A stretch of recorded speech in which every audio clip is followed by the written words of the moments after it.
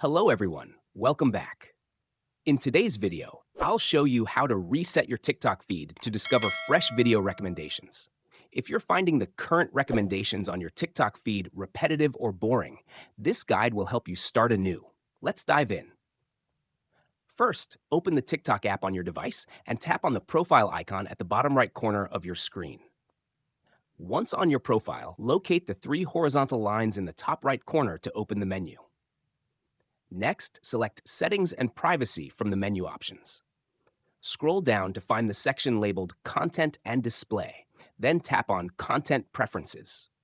Under Content Preferences, you'll see an option to refresh your For You feed.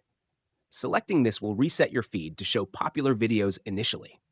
As you interact with the new content, TikTok will adjust and personalize your recommendations based on your interests. Tap on Continue and confirm by selecting Refresh to reset your feed. You'll also have the option to share feedback on why you're refreshing, but this step is optional. Once done, return to the Home tab to explore your refreshed feed and start engaging with new content. If you found this video helpful, please give it a thumbs up and subscribe for more tutorials like this. Thanks for watching, and I'll see you in the next one.